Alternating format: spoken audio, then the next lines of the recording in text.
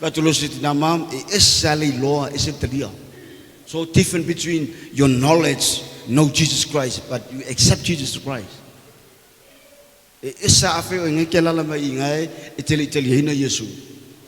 Ole fa tanga le tua ko kik ya sau Yesu Kristo. Ole fa mangala lo mam. Fa fitai wa iteli hina Yesu. That's our purpose. Doesn't matter where you are. Ko feme kilo kwai. A ele iteli hina Yesu Kristo be fa ole lo langa. Ikele saule lang. But I love you, Mom. Fa mangalo masi se ha mo so to lu mo se fa na. Amen. Ai te whawhetai alo I atu I uso so tina. Whawhetai alo I atu I te utau. O ke vili mai a wamai, le ngō mai foi, le ngō mai foi, le ngō mai foi. E tau talanga luenga. Whawhetai lava I o uso tina mo la to whanau, I tau wanga LELEI so tina. Ai, o so tina o FIAFIA, o le kele yo whamkalango ke whawhetano iei, ai e mana o lava e ave se tupe mo lana whaife au. E kausi whaife au kele ki ngā lea. Se o onga fui ai no whamai inga kele whamau I lo whaife au. Alu e kausi lo whaife au. Amen. E o Mika, oh I love Pastor Mika. Hallelujah. Whawhetai lawa Pastor mo le upo le atua ni FIAFIA. Whamangwia le atua I atua e. Le whaelala mai whaletua sa mao maliki ngā lea. E whailanga pengi fiti. Whaletua Mika. Maria, you remember me? Amen. Maha koe whakumul fomu. Whakoe a whiwhio. La spelanga le tota. Mai Maria. Sorry. E keo mai Maria loma koe kele lu spela le tota. Amen. Ia. Whawhikai le atua. Wa vele valea. Ua mawar kupengi ngusila. Whamawia le atua I tu whawhini matatu. Umalawa nei FIAFI. Suafo Yesu. Amene. Mamene. Ia wa maro whawhitai le sunga. Whewhi au mole. Mon mau nei tu la FIAFI. Ia te lole la whasolo pel tatu po kalame. Ia o receiver nei. O receiver Australia. Australia whea utou. Ia. O mailo Australia, a mai a receiver Australia. Ia o na o mailo la ia o moisha mamaya. E whai atu la mori mau. Ia a o mori mau na mori lumtua. Ia na whai ala velo matua la mea whiwhilinga. E le I wha mara sisi. Ia. Sa I mai kiki a umaka kou. Aro whai.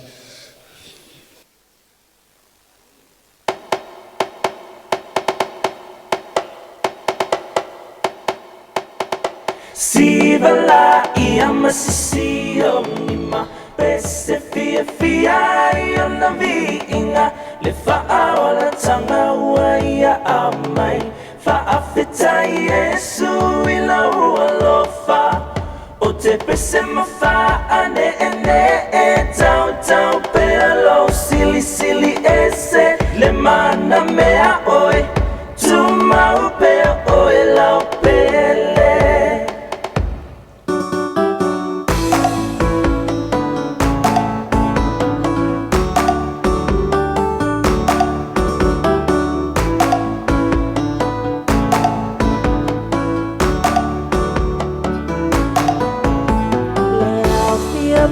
Poto mai tato si ilefa afetai mua mule vinga ya Yesu lo tato matai awa o ya ua mafuai le mafutanga le nei ua fai tato FIAFIA ya Yesu ua faatasi mai Ia patili mama ese e mai lau siva E matungo fiela to fa'aolaina Ua suia nei ole olanga Ua siva nei fa'aleanga Ua FIAFIA Yesu I lau fa'aulatanga masisio lima Bese FIAFIA ia na viinga Le fa'aola tanga waia amai Fa'afeta Yesu ila ualofa O te bese mafa'ane tau tau pelo sili sili ese Le mana mea oe Tumau peo oe lau pele SIVE la ia masisio lima Bese FIAFIA ia na viinga Le fa'aola tanga waia amai Fa'afeta Yesu ila ualofa O te bese mafa'ane tau tau pelo sili sili ese Le mana mea oe Tumau peo oe lau pele O te bese mafa'ane tau tau pelo sili sili ese Le mana mea oe Tumau peo oe lau pele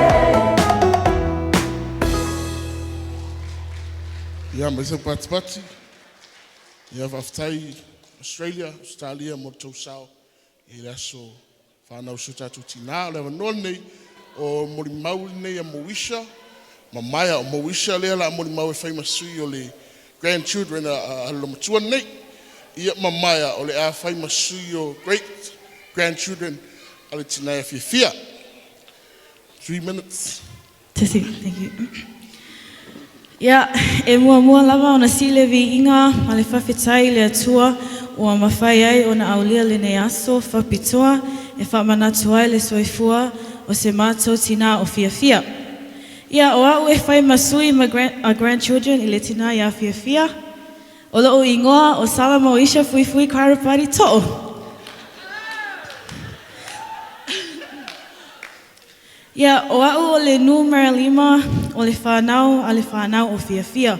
O au foi o le tamaitai e sili o na whaolonga tā ma le ustai. O te le toi whamatala ina ato le nai tū a wā o le lomatua le nei e iloa e tangata mea uma. O nana e tele o na winga FIAFIA ma winga o le ote. E ote ma le alofa ai malingi ai mea tangata. E mawhana whala le mama futanga manana a wā o mā ua na o mai whaatasi New Zealand mai Samoa i le lua awhi ma le wha ia ona ia tausia ai ia te au. O ia foi na whaafuose i ailo nofu i Sydney, Australia. A wā o te le i loa o te nofu i Australia ai pangalea o le playa lea le atua moau. Whaftai nena ai awaz toi whaia. O se upu e whamatala i nai lo tina o le upu o le alofa. O lana tatalo, ana pongi, malana mafutanga i le Alii. Lea ua manuia ai mātou le whanau. Whaftai nana i lo tatalo, mau whamanianga e mātou. Whaftai i lo lofa i o whanau i New Zealand, Australia, ma Samoa. Whaftai nana i le wili mai so i se tupe. Pa e Vivii ma Vivii pe ai le Alii I lona tausinga ia te oe. Nana, thank you for everything that you continue to do for your children, grandchildren, great-grandchildren. We're blessed to be here with you to celebrate your 80th birthday. And all the glory goes to God because without Him this day wouldn't be possible. In the name of Jesus Christ, amen.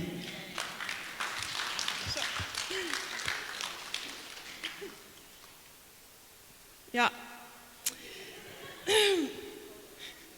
Talawhalalawa, o lo ingoa o Maia. O au o le great-grandchild matua a FIAFIA. E whai au masui o great-grandchild e whai se whawhetai mo great-grandma. O te iloa e alofa tele mo mātou. Pautua lava e toanga I le lotu. Toanga e tatalo e manuia ai a onga. Mai le taele o mātou loto, mātou te whawhetai mo au talosanga, A wā o oe o le prayer warrior. Whawhetai mo le whaamanatu mai pēr, I avea Yesu ma taiala, I mea uma mātou te whaia. Manuia tele lo walu se fulu tausanga, Pa'au popo pēr le ola mama losi I lo soifua.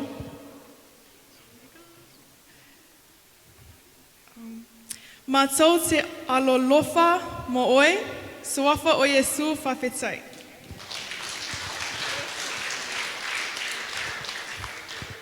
Hello everyone, my name is Maya, and I am FIAFIA's eldest great-grandchild. As you can probably tell, I don't really speak Samoan, but today's a special day for Nana. I just want to take this opportunity to honor and say thank you to Grandma Fia. Thank you for your endless love for us. Thank you for being the prayer warrior of our family. We know your prayers have kept us safe and helped us with our schooling. Thank you for teaching us to put Jesus at the center of everything in our life. Happiest 80th birthday, Grandma. May God bless you with the strength to live many more years, and we love you so, so, so much. Hawhetai lava.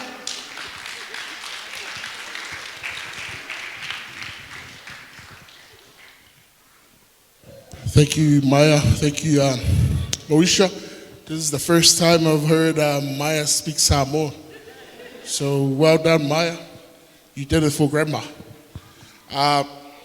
Ole upule na maua mai lo whalongo I ole upule ole prayer warrior. Ai se tasina upu mwhaiona whamitala ina iso matuti nane. I au te loa le la whangata mai I la ele o yeisa mun maule. I po kalame la haingane. Ia ai ole la so mai ia. Ole ava none tu atu le tina ia Sofia. Ia wafo iso na sao ile aso o se matuti na ama e ale ava none. Ia ona tu watu I lola ia ele mori mau o se matou anti mai Australia. Tina ia tef ofa ia awa ia se ona uso. Whaftai le pule tau samaanga molo avanoa. Ia LELEI ia ona motu o le pā o SIVE. O lo tina o lo tau tala atu. Ia o lo tina le siufanga mao yo ia lo tina. Ai masalo tu te le SIVE nei na o lo uso matua. E ngo ia moli mau. Ia o te loto te loale le uso matua le ia langa o malanga I Australia. Ane whapea o le nei. Mateo mai fale masiva. Ai langa le ufa mai I Australia ta fea di soa susu male med. Ia ole whaftai FIAFIA lo was soifua. Whaftai wa au lia ne tau sanga tele. Ia o matou. Matou tele I pe matou te au lia ne tau sanga. Ai whaftai tau singa le atua ia te oe. Wa e mawai ne tau sanga I varu se fulu. Te whaapopo le atua ni tau sanga se varu se fulu mo oe tina. Tau tina atu ia te oe. O suafa le FIAFIA. O suafa tau pou le ainga o vaenga le siufanga.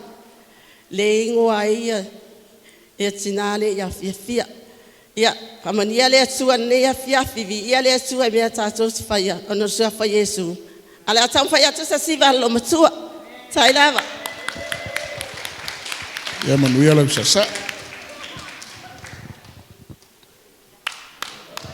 Ia tai tu fata sio au ma so patipasi mo tina nei.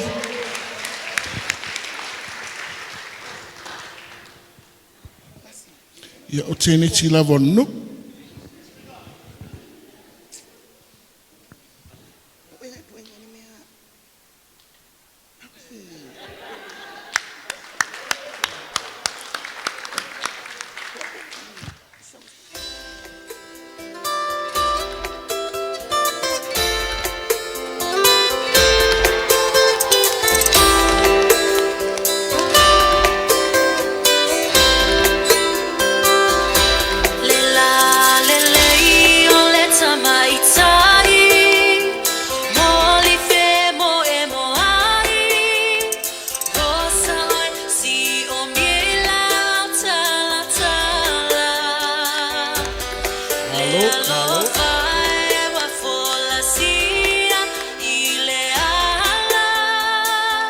Tatele ifa afiti, watele fa afiti.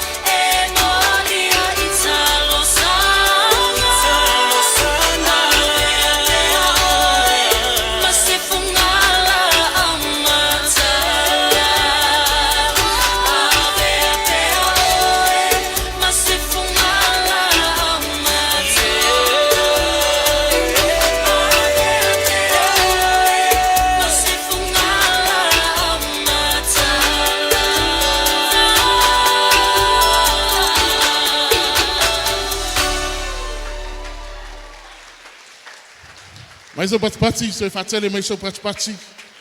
Whaftai lava le sasa'e lo whionga fifia. Ia o whangawhala ma tupa tupa. E tasi a tātou. Whaftai le usao le aso e fua so matuti nā. O le teimin nei. O le atu lewa noa nei I le mori mau o so matu anti le na malanga mau mai lava I Australia. So matu anti tina matua taif ofa. Ia o lo wava noa nei. Whai e sau mun mau. Ia a wafulu maftanga ma se uso.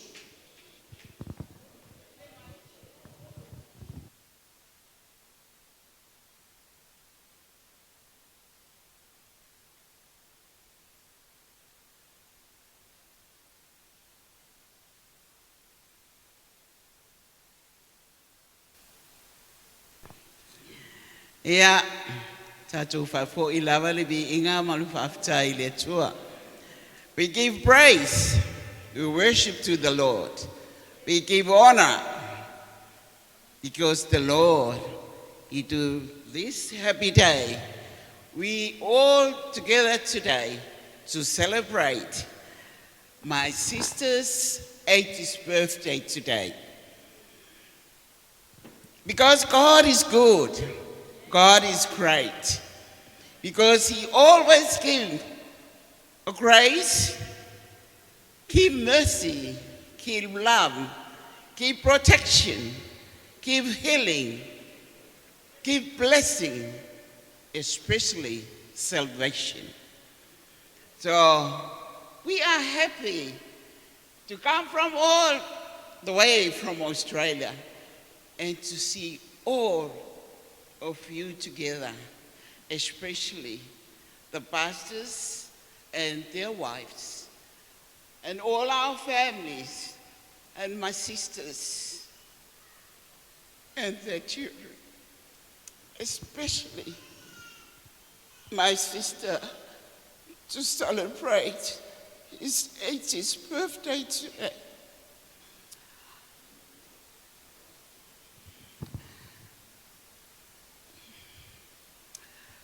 Momoa ona whaftai le tua. E moni mawhamaoni upo le whionga le tua. E lea I se mea e whaingatai le tua. E whamaoni moni mau umalawa. Whanau malo whiwhia. Whanau o uso. Sa mori mau e ne yaso. E telo vaenga o mori mau. Alo a FIAFIA. Ma whanau o uso sa pa FIAFIA ne yaso. Ua uma ona lato whaa. Masalatala I nātu. Le so I fua. O lo uso I a FIAFIA. O au. O tae fu ofa. Mai whanga sa ofa I le tā. O lona fitu. O le whanau o matou matua. Ai o te tautala. E lo matou mafutanga I tutonu o lo matou tupu ae. I o matou matua. O te tautala foi. I le o langa o a onga I tutonu o lo matou ainga. O FIAFIA lo matou tupu ae. O ia o se teine e ata mai. Pe ona o tu whaalongolongo I mori mau o whanau. Mai ona ata mai o FIAFIA. O le tina o lo matou tina. Pe ona o tau sila fio mātua o mātou. O le matou tina. O le whaiwhe au me tutisi. Mai o le tina o le matou tina. E whaapito lavano na alofa I a FIAFIA. O a onga a mātou I tūlanga lua. Ina wa uma o na su elea I a onga maulunga. O le tautanga tasi. Na su e ai FIAFIA I le Samoa College.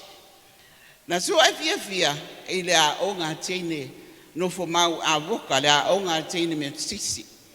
Po le ala ona mafo fawo o matua, manatu o matua. E au FIAFIA I mea lua. Le Samoa College. O le a onga a woka teine no fo mau me sisi. Po le ala manatu o matua. Ata o Samoa College. It's a very high school at Samoa that time. Ai le mawhai o na liua le mafofau le tina o le mātou tina. E ave lava i le aonga tine a woka i nofo maua i fia. Mai na maari de e o mātou mātua. Ave fia i titono la aonga. O le nofo maua na fia i titono la aonga.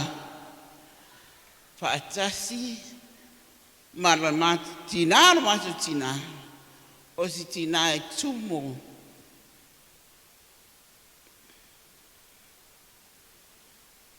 I le tumo i le kerisiano whamaoni o ia o se tangata ana pongi matatalo. So se taime e nofo ai fia au mai ai tari la su e fia fai su e ngai lea. E ana pongi whasoro ato e lo matua e tasi le ai e lo matua i laso. Ana pongi matatalo mo le a o ngā fia. So se taime e fai ai su e ngā fia. E top mai lava fia le avoka se ia i ua na whaame. Lana whaame nianga wa nā onga. E sili mai a fia le amatanga te ia o le unga o la nā. Ona o lea. O lona tau mawhai. Whaatasi. Ma le whaatua tua. E moni ma whamaoni upo le fionga le tua. Whaatua tua. Whaatasi mga duenga. E tau mawhai fia. Whaatua tua. Le tina. E ala le titalo ma le anapongi. O le tina ala mātou tina, whanau o mā mātou oso. E o mai Samoa, le ai sesi e le iloa tatalo. Sa o a o mai i la tau e le neilo o matua. Whanau o oso, le tele o whanau o oso, le tono ne mafutanga, whaangai le atua. Nisi, pe o John e seta, o lo o whaifi au, nei ia te mātou i Australia. Tasi eo tama o uso, o lo whaifi au le e whakasa i Australia.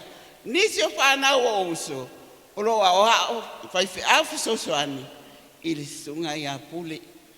Tele o la mātou a inga, whanau o mātou mātua, o lo o whaanga ina e le tua.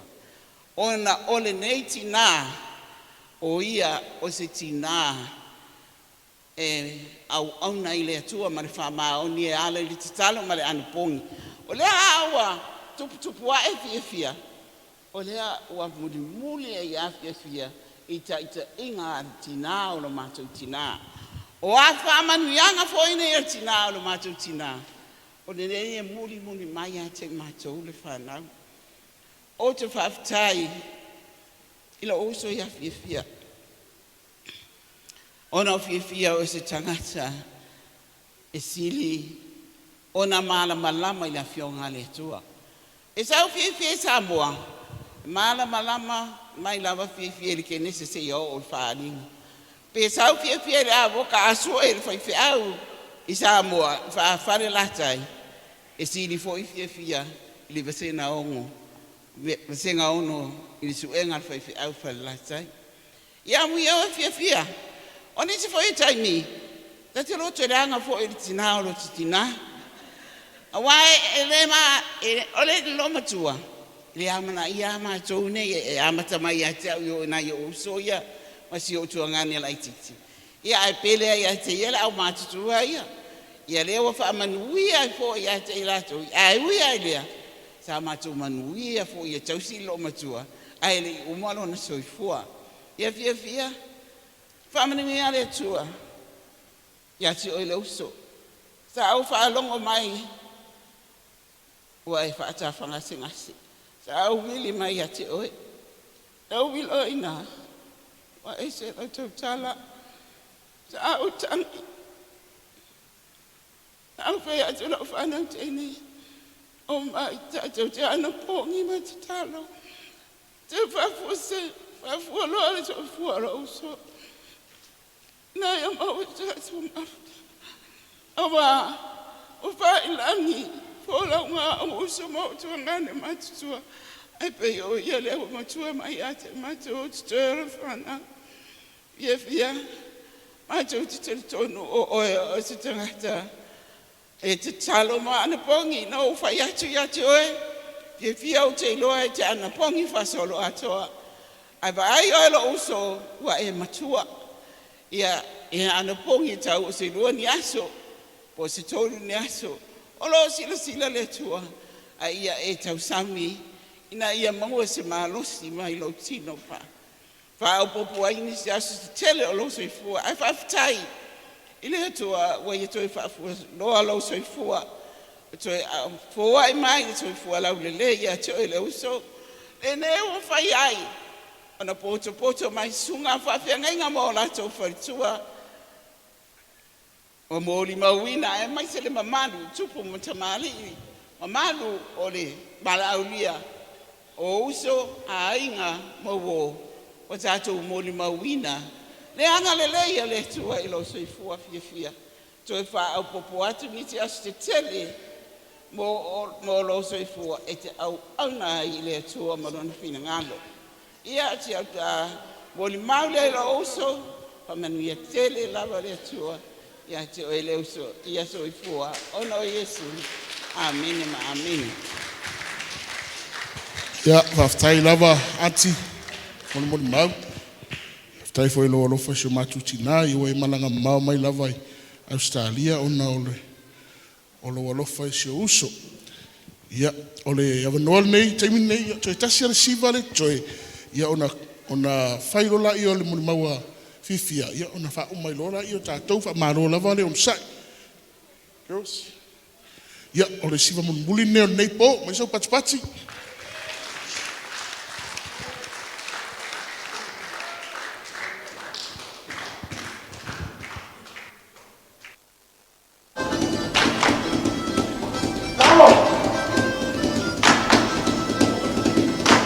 Kami pes.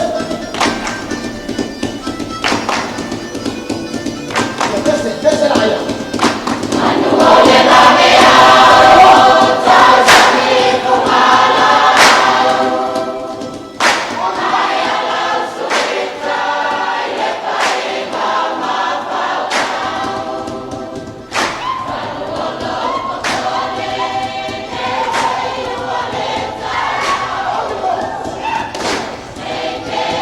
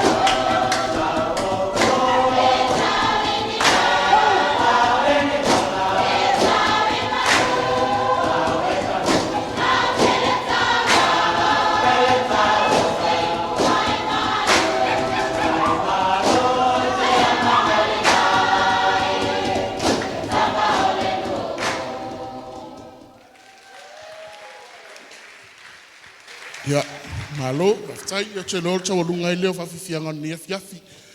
Ia whamali atu whai bea whai umi ia o sa whiwhianga lava a wale asu whanau se matutina. Wai ro ia au tau na oi sa olo inga mere lau lau keke wha moli. Le la tu whalka ko keke. Oi folo. O ane I folo. Ia.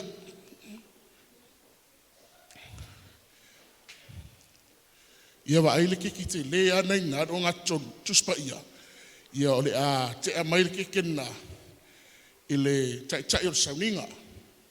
Sungan whawhenga inga ia Pastor Mika. Saulo kako.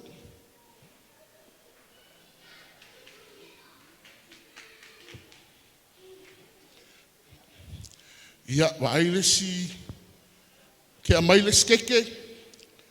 Ia te amaile sungale. Whengainga ia Pastor ya pule lualua.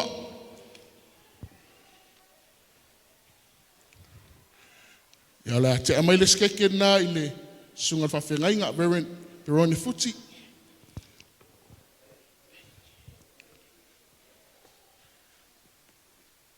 Te amaile skeke na ile sungal whiwhiau. Tanwasa.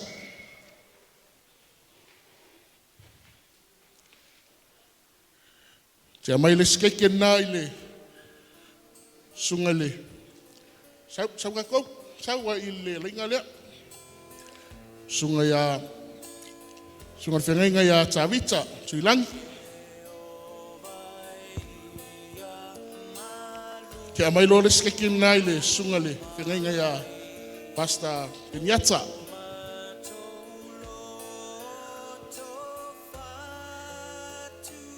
Ya saule skeke na ile sungale whengainga ya Pastor John. Ya before skeke na ile Sato anti malanga mau mai Australia, tai fofa. Ya, saulola ia male. Kiking nai, joy. Mun vuling na ya, te mai ile, fianga ya chef tu ya. Ya, mai lo luan nai, kasoa walde, ya fia, ya o mai leo leva enga. A lo un sai waftai. Ya, ole vanola nei ia ole titono mo mo tu ne reaso ia ole avnone la watu tina ia fifia ia e fai eso no mo mau so no faftai ia fia fa mole tona fa pupu wa alu reaso ia fa ngase fo ia au na le tua mana ia la tu fatua ole che fa manatu le ia langa te lo le ia matutina fai mea umi te le lom tua ia ai mai le Michael nom tua ia o le avanon nei se fai se tala se matutina e winga e lona se fua mai le so patipati nei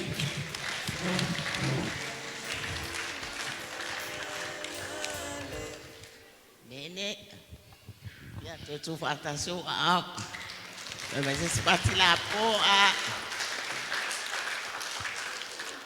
mo Yesu tatoli faula mene. Hallelujah. Hallelujah.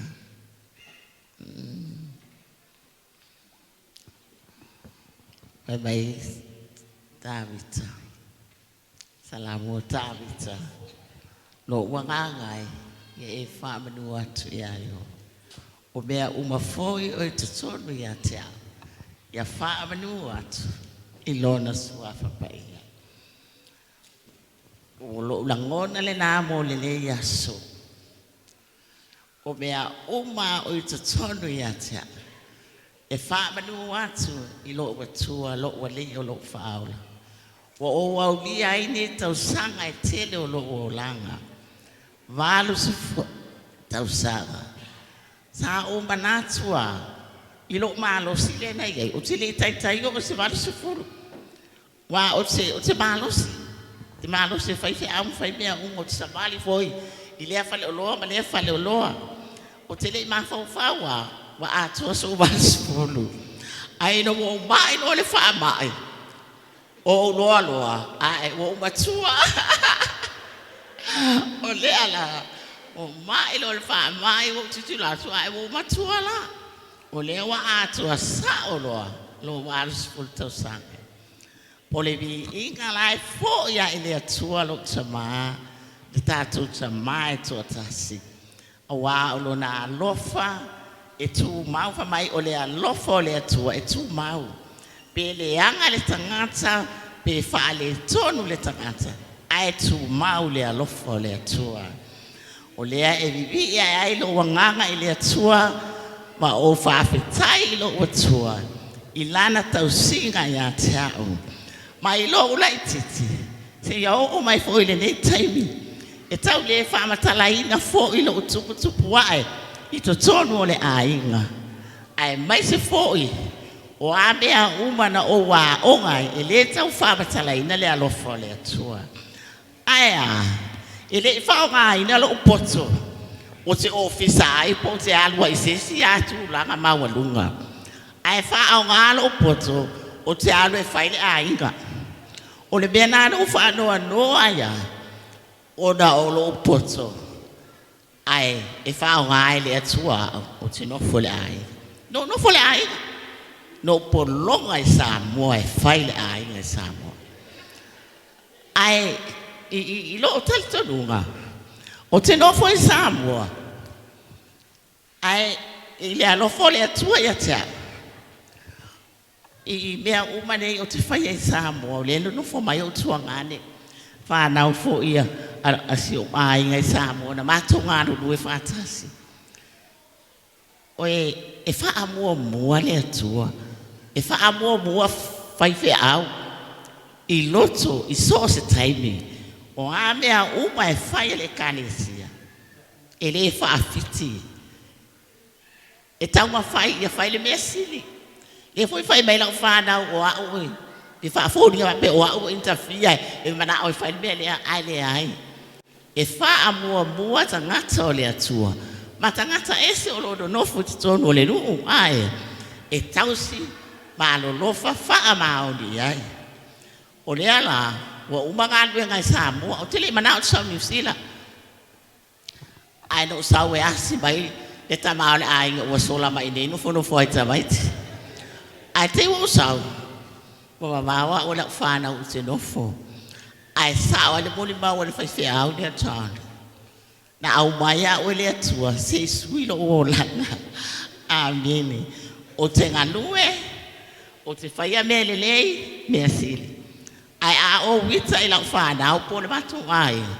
Ia e sa o le so whanau. Wa ngano lua mele le ia na whai ai lau lua i ma o. Ia ai whawhitai i le atua. Wa ia au mai a o New Zealand e. O wanu i le whao la tanga le atua e moni. O te ta o lotu i le lotu sa pele lo lotu. E lotu la mo sa. Ai no sau nei. E ai se senga lai titi. Ai suloa o le whaalo longo mai fo inisio au na le atua ma. Ai ina o wadu la le lotu le whao la ina. Ona o loa lea wa ese ai se langona ia tea ma ia. Wa ave ese ai lo wha ma wadunga. Ave ese ai fo ilo le ama le ani si mau mea se tele sa o la i Samoa. Ai wadu wifo ilalo. O te ola. I le alofa o le atua. Pei ona whetalai ai Yesu. E ana hawhionga pa ia. E le ai a se mea i siri atu. Nai le tangata e ola ma au auna. Ma usi ustai i le upo le atua. Wafa mai o le upo le atua. O le suru le yo tātou wai. Ma le mala malama yo tātou wala. O le upo foi le atua. Tātou te mawai wha manu yanga. Mai le atua, ia so uma tātou te ola i le leila lo lai. Ia o lea la, o sui ai lolo o langa. O walu loa lea, tu sa lea, sa o ngalue, ngalue ai Samoa lo o alofa i le atua ma mea o. Ai o mai i New Zealand e, o ngalue loa, e whai le mea lelei, ma o savali ai loa, ma o wola ai loa. O le toe ola loa i le fia le na ola i Samoa. Ai o wola loa i New Zealand e. I se FIAFIA LELEI e alu le atua. Ia, pai se pati na hoa. Amen. Ia. E mo ni lau whaftai te le a. Whaftai lo tamai le langi le alofa ia ta. I lana tausiga, o lana puipuiga, o lana leo. Ai mai so lana whamalolonga. Wa whawhetai lo tama. Toa au toe ma I a lea. Talu no sau Samoa. Toa au toe ma I a lea le whaama. Ai o ino ulo ai e wha maoni lo tama I le langi. Ma lofa wha maoni I a tau. Ta o tu ilu mo le atua I lau tatala. Ta ma e te whaola I a tau. O te au na pea mo oe. Ma whai alo finangala. Ia le wau toi malosi. Ma petaia I le alofo le atua. Ma toi foa I mai lo malosi. O te au na I pea mo. Ia manantala le. Ia e mamoni lau whaafitai tele la. I se au whaiwhea au. O le atua tele whaiwhea au. Ia o tu mai le I. Au na le atua.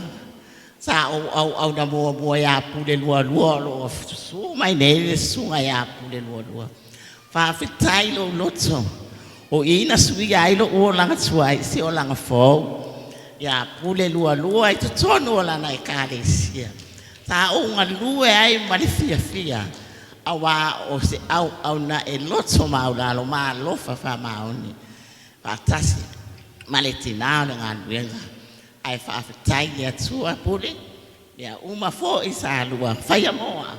Whaafitai ai mo luanga le lei moa, o tātou mafuta. Ia wa olo I les taimi, wa toa tele atu roa mato o Aiga. O lau whanau o uso o ai, o toa tele. O whai atu roa, a pea. O le ano nofo umatama I a pule. A o a umatene, o le amato o I sunga ia mika. O le no loto ai Christina matana lei ia o walu lo ia mika o loto ai loi o ai tu umatama e o mai ne o le ngalu ai ia pule lua le whanau o le uso le whanau fo le ia ta ia o man taimine o lau whaiwhi au le pele fo ne whaiwhi au do loto Papatai nika, ria, e luano lofa wha maoni moa. Pea uma, wa me tutupu yata, te lua ta ngofi ma le wha maoni. Wa luano lofa ma yata, uli mea sidi, te luano lofa ma yata. Ai maise, ule lua tatalo, moa umalau whanau, malo ainga, e te lua tatalo wha solo ato. Moa umalo ainga malau whanau. Ia ai mai se foi o a mea uma te tonu o le kalesia. Whawhetai le upu. Whawhetai foi le upu a awa o mai foi a tau. E ala I lana au auna. Ia e tutusa uma au auna I le avenga o le upu tanga. Ai ona ua o maa futa foi. Ia mika malana I e kalesia. Ia wa ese fo se langona e au mai a tau. O whapena ona o nofo mawailoa. Ile Emmanuelu e o wailea so. Whaptai tele mika Maria. Ilu ano lofa ia tau I mea uma. Ai mai se lama o le lua tatalo. Ewo maa losi ai foi. Ma o manuia e au lia nei valus fulu o tausanga. Ia leo se mea lai titi nei valus fulu. Ai au tilo ai a tau. O rau te maa fau au te leta tai o se maa sifuru. I lo maa fau lea. Ai au titi lo atu. Ai, wo lo matua. A lea, ia mi ia lea tua. Amene. Ia whawhetai ai lea tua lo na alofa. Ia whawhetai fo I mo au na uma lea tua. Lau sunga pule lua. Lau sunga e perone. Sunga e atanuasa. Ia sunga I whaiwhi au uma tāwita. Lātou uma o lo awhiwhio mai ne. O I lātou wia o lo taua suina nei poleola. O lo oaoa o ina tātou. Ia tātou wola ia Jesu Keriso. Malona alofa o na tātou mawai lea. O le manuia I le ola e whamamau. Ia tō sustai lai tō whaiwhi au. Ma tō wāna lofa I tō whaiwhi au. O na tō manuia o mai lea. O aiele o lotu. Sau I mātou lotu e lotu ai. E a whaia o mawa sau lotu. I le nei taini. I aile atua. Ia, whawhataiti le lama mo le afi o mai, matala mai a au. Amene. Ia, e fia whawhatai mo mori fo ilau whawhataiti le a. E wowa ai atu ina i o tua ngane ia. Whawhataiti e ftu ia. Ai mai se o tangu mua tō peto. Ma le whalitua. Whawhatai au wala au lia o tō wene tamaiti. Ba o le mea mōni ai lungo le sila whanga le atua. O te le iloa so wasu whanau. Tā o manatu. E whai ai le whalo whani lia lo wasu whanau. Na o mi kāma au pau lia. Ma le mātou Aiga. Ai nia. Walu atu tamai tai nā lu atu o FIAFIA mai au. O mau mai o mai whawhel whale. Mai ni tate o Sara e mai le steine. Wo wita watila kāri kolu. Mai tele ai mave a. Na afe mai ai il falsava pau. O wikaloa. A me te pelo ai. Ia, lele o se stala e tui falta mai titi. A wau loa, le wafai i le hola e pelone. Ai mai so sama pele ia salafa i malana whanau. O le ala o talitonu o FIAFIA. O FIAFIA fo i la. Wha o ngā le hola. Ale au na sia whanau. E whai e lo os whanau. Ia whaafatai e pelone mo le whaamanoa mai. O le hol. Ia o le o whai e lo os whanau ni aso. Whaamanuia tele le atua. I la ngā luenga ai maise. O te tono le kālesia. Amen. Ia. Whaafatai ai whai au umala o loto. Ona o le I uma sia whanau. E lotu ia pule. E lotu ia tanuasa. E lotu ia lato umai I. O le I nei uma. Ia whaafatai tele a mo tō LELEI. Tō te talo I whanau. Pei ona mātou. No nofo ai nei atunu. O lo manuia lato umai loto wana. Lofa me tō te talo mo lato. Ia. Whaafatai fo ina I uso mai Australia. Tō tele le au vini mai. O le tele o tale fia whai e sao e sao whanau. Ai le mawhai no utu ua. Tawili mai. O le e whaafafonga. Whanau si o uso. Hallelujah. Whanau iawi tōrina. Whanau TAUILIILI. I tawili mai. Whamai ma ai au tupe na wala fo atu. Ona o tangi ne mo whapia talo whai. O le mamau. Ai e lo manatu mai pia ne tumai tiatia. E moni ai nama. Upua le afionga pa ia le atua. A e whai le alofa. E whai mai fo i le atua le alofa i atu oe. Whanau uma TAUILIILI. Ta vili mai malafo mai la tutupe. Lea foi na vili mai foi le whanau o le lenga. O la foi oi Australia. A o lea foi e ngāru rue atu foi. Le awari ia I nei. Lea o mātou. O te le inoe. O te le inoa whaatase e so was whanau whapeni. Ai whaafetai ai whanau o usu. Whanau a au tulaelai leo te maai atu iai. Whanapa ma le whanau whaafetai tō wala lofa mai ata. Whaamanuia le atua mo tō.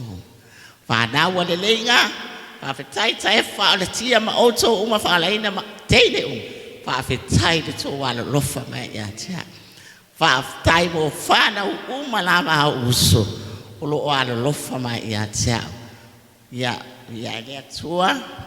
Whaafetai tō whawhio mai tae ftu ia matang mo tō peto. Whaafo ili vi ngai le atua. Ia o lo alofa mai fo so tua ngane. Nai tua tasi o. Ia wale sau ai e mai. Ia tae fta noa. Ia whawhio mai tae ofa e whai mo latu sui. Ia whaamanuia le atua. Ia latu umalama tae fu. Tō walolofa mo au. Tau ia le atua mea ono le tō manatu mai a tea. Whaamanuia ai i o uso matua ngane uma. Whanau o uso matua ngane o lo poto mai le negi asu. Whaamanuia tele le atua mo o tō. Ia. Hallelujah. Ai ato le iso tua ngane ia tango moa. Ma le whalitua whawhetai tango moa mawhitalainga. Le awhiwhio mai mo lo waso. Whaamanuia le atua mo o lua sau whanau. Ia le atua. E tele o ni mautala.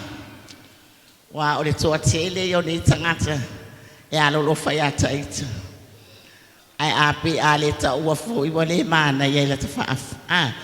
Ai o te whaafetai whaapatua. I o uso i to tonu o lau e kalesia. E le whaangalo ina o tō loto. Whaafetai tele lawa i si o uso ia whalanika. Fono i ama le whanau. E tō wano lofa ia tau i mea uma. Whaafetai tele i sau tama ia misa tau. Tu lou o pa ia mo mamanu o oe o le pou. O le pou e fitu ia e pou o le atawa ana. Ai e te au auna ia tau ia so E te alofa ia tau ia so Mea uma. E te letu oa. A mea oe ma se tama ia tau. E le ngalo oe loto. Se o to alua ma la whana. Wa amanu ia tele le atua. I mea uma o to whaia moa. Wa aia tu fo i te sunga i le awao. Ma le whalitua o maafuta mai tala pages. Ma le whalitua i aste la whaafetai le lua alo lofa mai. Ia te au lo lua tina. Whaamanu ia tele mea uma i tono le kālesia. Ia tele ani. Mea uma i le ngalo lofi matanu asa. Whaafetai le luanga LELEI ma le lua alo lofa ia te au. Le tele fo yo taimi. E te lua alo lofa mai ia te au. Le tina whaamanu ia tele ai mea uma. E tele yo tangata ia lofa mai ia te au. Ai sawa ia wale upufuna. A ia lofa. E tele fo i tangata ia lofa mai ia te oi. Ia e whaafetai ai loto. Awa. O tele ia lofa mai umalo wa ia te au. Ma lato whanau. Ia ole vi inga lai fo i le atua. Awa o ia e ona mea uma. O ia e ona le whanau. E to tō i loto la tō lea lofa. Ma lo lofa mai ia tea. Ia. Amaria mai le atua. Tere alisi mea e. Tau tala ia i loto. Whawhetai fo i loto maa whare anganga ma lo tina whare anganga. Sunga ia mika langa male. Ma le whalitua ia Maria. Whawhetai di lua tau singa wa. E le ngata i le tino. A o lo nganga. Whawhetai tele. O lua whao la ina lo nganga. Ma avatu wao. I du mo le atua. Ma lona fina ngana. Whamanu ia tele mo le lua talo. Mo wao le au na whaatau waa. Ia wa talo mai ni mo le whanau. Ua lama. Ai tele lama lo fia whawhetai. I au na uma whawhetai pune lua mo le whanau tō mafuta. Whawhetai e perone mo whai ma le whanau tō mafuta. Whawhetai sunga ia au na uma. O lo mafuta mai ni yaso. Whamanu ia tele le atua. I manu ia o mo le tino. Ai sili manu ia whale angam. A wā le taua swina o le ipo le ola. I to tonu e Gali sia taitas. Ia, whamanu ia tele le atua. Ina i uso. Tua ngane. O lato whana uma. E alo lofa ia te au. Ai maiso se au whanau Samoa. A wafoi. O au o lo loto ato Samoa. Wa umau tupe Samoa. Ai whape nao na lefi fia ai lato. Ai o te manao. Ia lo lofa uma tangata Samoa. Ia o lea. Whaftai ai mo to wala lofa ia te au. Wa whai mea umo te manao ai. Mo Samoa i seo whanau. Ia whamanu ia tele mai lea tua. Ia wala o wasu whanau. Ia wha umi whialo wola mai lea tua. La tu te talo. O te langona tu te talo au na lea tua. Lea o te manu ai au wā. E le ngalo o la tu uma e nofo mai i. E le ngalo e lau te talo. O le upu ngoni mai lea tua. E le ngalo e lau te talo. Au na. Ia isi au na li o mai e le ngalo e lau te talo. Ia mana tua. O toia sa uma. Tailia. Ia uma. Ia whamanu ia tele mo tu uma. Wa fia mai nei asu. Ona o lo asu whanau. Tele ni tala ai wati lai titi time ya lo fale atua wai mau tele sunga I fafe ngai ngam fatua ai vai sol pa ia ma walunga le nei aso ya ai o wola fa o mi do wola le atua mo ia mo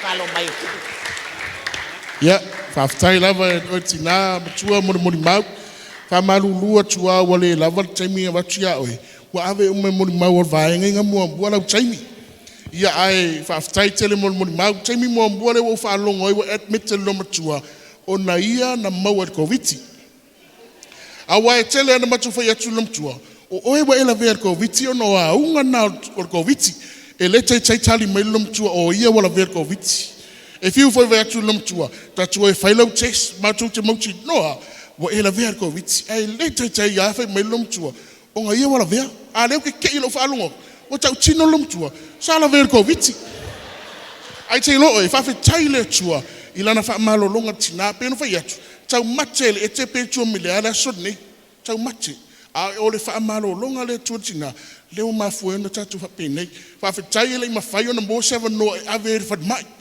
I ke wa ku fa mai fa le tonu mai fa mai ai fa tai le tua ya le tatu te fia mele tina o te poli o ngalwenga fa Samoa o ngalwenga fa Samoa ngalwenga le o matu manuia ni sinei mena tuma na fa mana tia oi o ngalwenga Samoa e le o fa le ngaina o lo alu manuia ale we mo mawina we va ai ele to tele o lo fa nau o lo fa ngaina mo le tuma lo finngalo o le mele a fa pe o ya o lo fa skeki we tauli maina lo fa skeki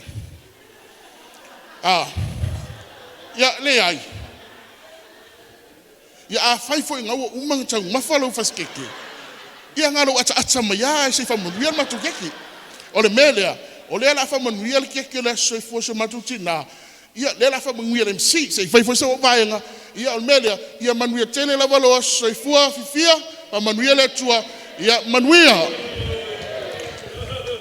ia o vaenga muli la nei o taimi nei ia le o lunga tatou o tele va ai si va so matu tina o tele va ai sa mo lo matu nei o le mea lea, laua fionga fifia. Ia, kau mawhai mai. Kau mawhai mai, o lau siva Samoa nei. Ia, o le siva Samoa nei le tatu tina. O na wha umai lola i o le tatu maftanga. Mea lea, ia, tuatu lo DJ. Ia, tama spese, ia, aise isa asale. Tina nei, le fionga fifia. Sawia. Ia, alia. Alia.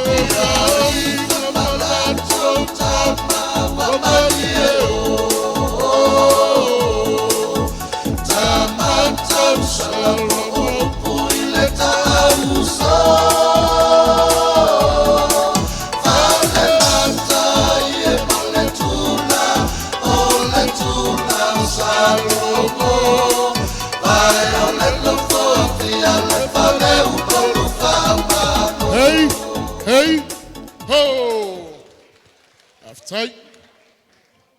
Ia. Amalole. Sasa. Eu te lore o tau lunga I nele tatu waso. Ma lo la wale on sai.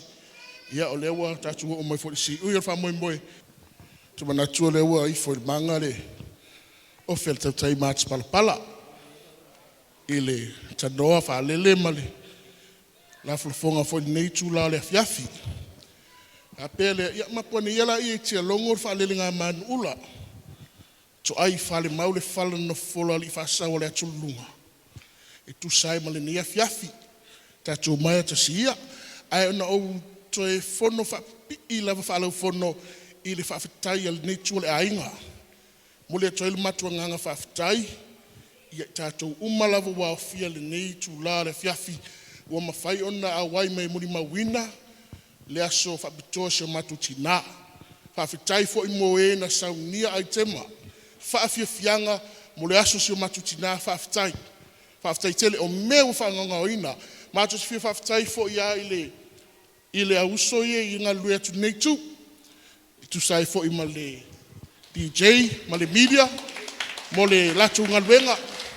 Ma lo fa fitai fa manuia lava le tu sai male tu ngalwenga. Ia ai lim fai fo na fa ngaloina. Ia o le fale ni olo tatu fa ngaina. Ma tu te fa fitai tuai au na le tua.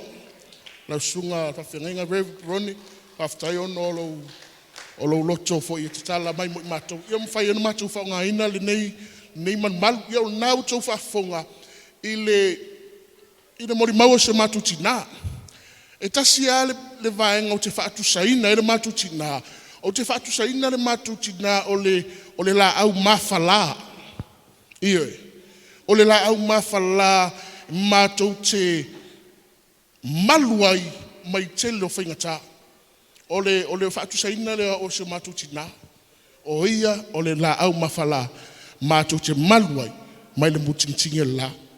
Ia le o FIAFIA la le tu nefiafi. Talo mai. Ia fa umai lola I o se mato tala.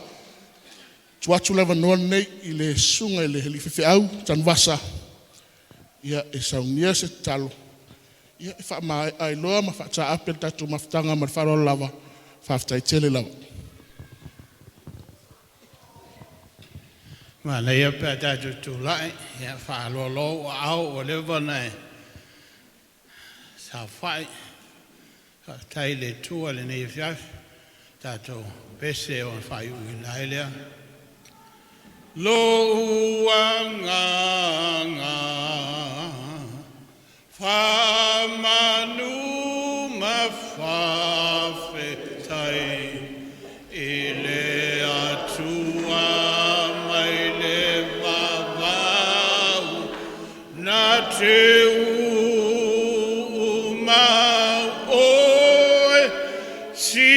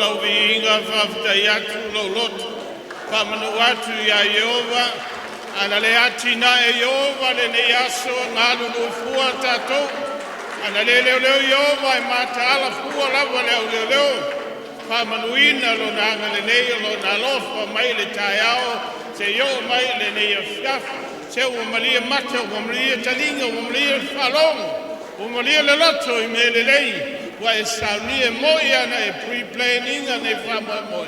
Mātou te watu ai ma whamanu watu mātou loto. Ia te oe le tua moni, le tua ola, le tua whafonga te talo. Le tua le langi ma le lololangi. E ifo ia te oe me umana e whaia. Pawhitai le ne yasu. Na mata le viinga o whahiru lau lava viinga. Wa oe pale o oi lau mamado lau whanenenga. Yasoma, every knee shall bow down, every tongue confess, Jesus is Lord, our Savior, our Redeemer. Pawhitai lo mātou, tuala mātou, foio mātou wainga, ua whamari ina o mātou wanganga I la upu, māta ngofie, a whai awo I ova, o haila se whasakatau mai. E li o mātou loa ma le mautinoa, ele mawhai ele ola, ele mawhai ele oti, ele mawhai me atari. Ona wha awe se ina I mātou le alofa tu nola o pio.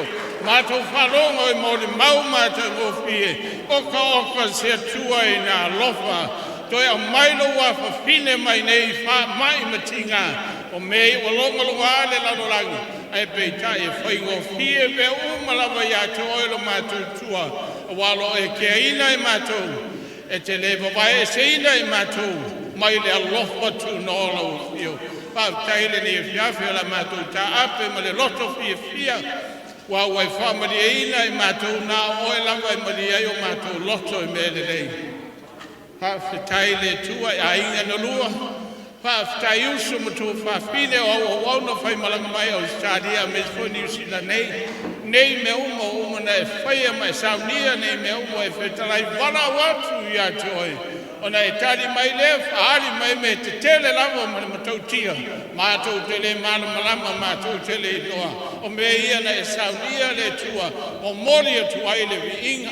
Mātou ta ape le ne e whawhi tuli muri a wina I mātou, me isi au auna nei. Mātou u malama whaatisia o celebrate le ne asu.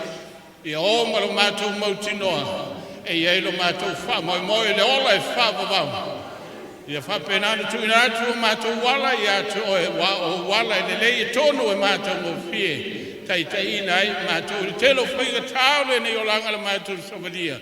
Ai ua nā oe lava le tādia me uma whamanuia. Tau au na sa MC le nei tāeo. Oka le tua le mātou mo fie o me uma o mori mau so se mea pesenga o viinga.